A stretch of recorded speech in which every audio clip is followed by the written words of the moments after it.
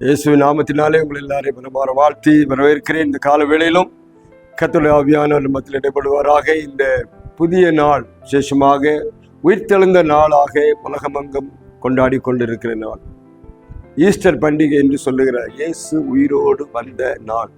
ஒவ்வொரு ஞாயிற்றுக்கிழமையும் அதை தான் குறிக்கிறது. ஆனால் இது வருஷத்துக்கு ஒருக்கா நம்ம உலகமெல்லாம் கொண்டாடுகிற ஒரு பண்டிகையாக இருப்பதனால ஒரு வசனத்தை இன்றைக்கு அந்த ஈஸ்டரை பற்றி ஒரு வசனத்தை நான் உங்களுக்கு சொல்லி, அவர் உயிர்த்தெழுந்ததுனால வந்த நன்மை உங்களுக்கு சொல்லி நான் செபிக்க விரும்புகிறேன். யோவான் என்னும் சுவிசேஷம் 11ஆம் அதிகாரம் 25ஆம் வசனம் 26ஆம் வசனத்தில் ஒரு காரியத்தை அவர் சொல்றாரு. இயேசு அவளை நோக்கி, நானே உயிர்த்தெழும் ஜீவனுமாய் இருக்கிறேன், என்னை விசுவாசிக்க மரித்தாலும் பிழைப்பான், உயிரோடு இருந்து என்னை விசுவாசிக்கிறவன் என்னென்றைக்கும் அறியாமலும் இருப்பான், இதை விசுவாசிக்கிறாயா என்று அங்கே மார்த்தாள் மரியாள்கிட்ட கேட்கிற ஒரு கேள்வி. ஆண்டவர் உயிரோடு வந்ததுனாலே என்ன நன்மை உண்டாய்? நிறைய நன்மைகள் இருக்கு. ஒரே ஒரு நன்மை மட்டும் நான் உங்களுக்கு சொல்ல விரும்புகிறேன். உயிர்த்தெழும் ஜீவனுமாய் என்னை விசுவாசிக்கிற மரித்தாலும் பிழைப்பான். அதற்கு உதாரணமாக அவர் மரித்து உயிரோடு வர்றதுக்கு உதாரணமாக நிறைய காரியங்களை செஞ்சிட்டார். இங்கே மரித்த லாசருவை உயிரோடு எழுப்பிட்டார். 4 நாள் ஆனவன் உயிரோடு வந்துட்டான். அதுக்கு என்ன காரணம்னு பார்த்தீங்கன்னா, மரணம் அவரை தடுத்து நிறுத்த முடியாது. உலகத்தில் எத்தனையோ மகான்கள் தோன்றினாங்க, எத்தனையோ பெரிய பெரிய மதத்தை ஸ்தாபித்தவர், மதத்தை உருவாக்கினவர்கள்லாம் இருந்தாங்க. ஆனா அவர்கள் எல்லாரும் இன்றைக்கு மண்ணோட மண்ணாய் இருக்கிறார்கள். அவர்கள் உயிரோடே வரவில்லை. உயிரோடே வந்தவர் ஒரே ஒருவர் மாத்திரம்தான். அவர் தான் அங்க சொல்றாரு, நானே உயிர்த்தெழுதலும் ஜீவனுமாயிருக்கிறேன், என்னை விசுவாசிகள் மரித்தாலும் பிழைப்பான் என்று சொல்லி அவர் சொல்றார். பின்னாடி நடக்க போன அப்போ, நீ என்னை விசுவாசித்தால் நான் மரித்து உயிரோட வர்றது போல நீங்களும் மரித்து உயிரோட, ஒரு பெரிய நம்பிக்கை பாரு. இன்னைக்கு எல்லாம் மரித்து மனோடு மண்ண போயிடுவாங்களா, மரணத்துக்கு பின்பு வாழ்க்கை இல்லையா அப்படி என்ற கொஸ்டின் கேட்டுக்கொண்டு இருக்கிற அநேக மக்கள் உண்டு. இந்த நாட்களில் ஆண்டவர் ஒரே ஒரு நம்பிக்கையை கொடுக்கிறாரு. பெரிய நம்பிக்கை என்ன தெரியுமா? மரித்த பின் அவன் மறுபடியும் உயிரோடு வருவான், உயிரோடு இருப்பான். அதான் 2 காலம் சொல்றாரு. உயிரோடு இருந்து என்னை விசுவாசிக்கிறவனும் என்னென்றைக்கும் மறியாமலும் இருப்பான். மரிக்காம மேல போறவங்க இருப்பாங்க, மரித்தாலும் மறுபடியும் உயிரோட வருவாங்க. இந்த 2 காரியத்தையும் இயேசுவின் உயிர்த்தெழுதல்ல அது கன்ஃபார்ம் பண்றான். பாருங்க, இன்றைக்கு ஒருவேளை அன்னைக்கு லாசருவை அவன் உயிரோட இயேசு எழுப்பினது உண்மைதான். ஆனா மறுபடியும் அவன் மரிச்சிட்டான். ஆனா இயேசு மரித்தார், உயிரோடு எழும்பிட்டார். மறுபடியும் அவர் மரிக்கவில்லை, அவர் பரலோகம் போயிட்டார். மரித்து உயிரோடு இருக்கிற ஒரே தேவன் இயேசுவா இருக்கிறபடினால், அவருடைய வல்லமையினாலே இன்னைக்கு ஒரு உயிரை, ஒரு நித்திய ஜீவனை கொடுத்திருக்கிறார். அதுதான் அங்க படிக்கிற எட்டர்னல் லைஃபை கொடுக்கிறான். அப்ப ஏனென்றால் உயிரோடு இருக்கிறவர் தான் உயிரை கொடுக்க முடியும். இன்னைக்கு நம்ம ஆண்டவர் உயிரோடு இருக்கிறாரு.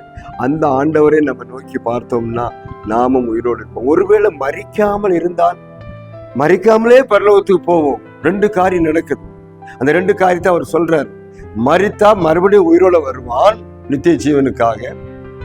மறியாமல் இருந்தால் மரிக்காமலேயே அந்த நித்திய ஜீவனுக்கு அவர் கடந்து சொல்வான். 2 காரியத்தை கர்த்தர் செய்கிறார். பிற்பாடாதான் சொல்றாரு, ஒரு நிமிஷத்துல நம்ம ரூபாய்க்கு பரலோகத்துக்கு போவோங்கிற ஒன்று சொல்றாரு. ஆனா அப்படின்னாலே இந்த நாட்களில் இயேசு உயிரோட வந்ததுக்கு நோக்கம் அநேகமா இருந்தாலும் ஒரு நோக்கம் நமக்கு நித்திய ஜீவனை கொடுக்க. அவரை விசுவாசிக்கிறவங்க மறுபடியும் உயிரோடே வருவார், மறுபடியும் உயிரோடே வருவார். பாருங்க, அப்போ இன்னைக்கு மரணம் என்பது ஒரு ஒரு ஒரு ஒரு ஒரு கனவாய் போய்விட்டது. மரணத்துக்கு பின்பு ஒரு வாழ்க்கை என்பது நிஜமாய் இருக்கிறது. அதைத்தான் இயேசு தன்னுடைய வாழ்க்கையில, மரித்தேன் ஆனால் இதோ சதா காலம் உயிரோடு இருக்கிறேன். ஆண்டவர் மரித்தார், மறுபடியும் உயிரை, அவரே உயிரை கொடுத்தார், மறுபடியும் உயிரை எடுத்தார். யாரும் அவர் மறுபடியும் உயிரோட வந்துட்டார். யாரையும் அவருக்கு ஒன்றும் பண்ண முடியல. அவர் சாவடிச்சிட்டான்னு சொல்றாங்க, அவர் சாவடிக்கல, அவர் உயிரை கொடுத்தார். மறுபடியும் அவர் உயிரை அவரை எடுத்துக்கிட்டார். அது யார் தடை பண்ண முடியாது. ஏன்னா அவர் அப்படிப்பட்ட தேவன், மரணத்துக்கும் ஜீவனுக்கும் அதிபதியானவர்.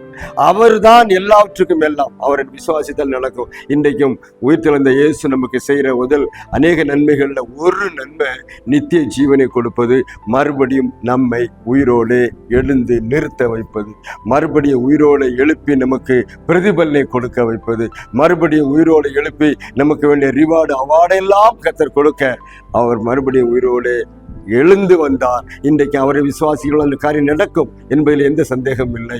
அனுப்பினால இந்த காலவெளியிலே, இந்த உயிர்த்தெழுந்த காலவெளியிலே, இந்த ஈஸ்டர் பண்டிகை நாளிலே நீங்க கேட்கலாம், ஆண்டவரே நீர் உயிரோடு எழுந்தது போல எங்களையும் ஒரு உயிருள்ள மக்களாய் மாற்றும் என்று சொல்லி அவரை நம்பினார்.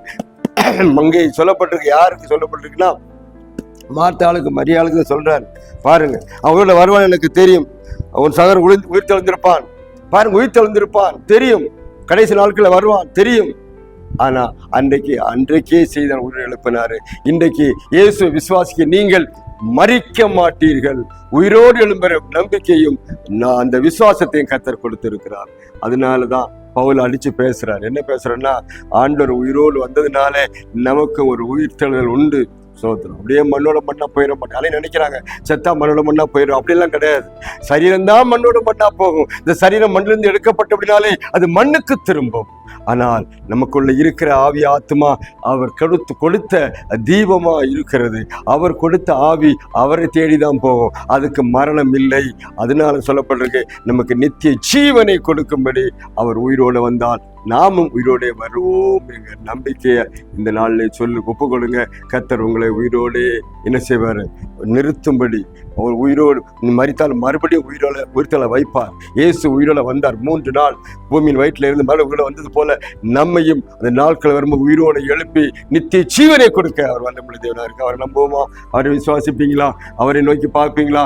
உயிரோடு இருக்கிற ஆண்டவரை நோக்கி பாருங்க. உயிர் இல்லாத கடவுளை எல்லாம் இன்னைக்கு ஒதுக்கி வச்சுட்டு உயிர் யாருக்கு இருக்கோ அவர் உங்களுக்கு உயிரை கொடுப்பார், நித்திய ஜீவனை கொடுப்பார். அந்த நாள் நோக்கி பாருங்க. உங்களையும் குடும்பத்தை எல்லாரையும் வசந்த கேட்கிற யாவரையும் இந்த நாளில் ஆசீர்வதிப்பாராக. ஆமென்.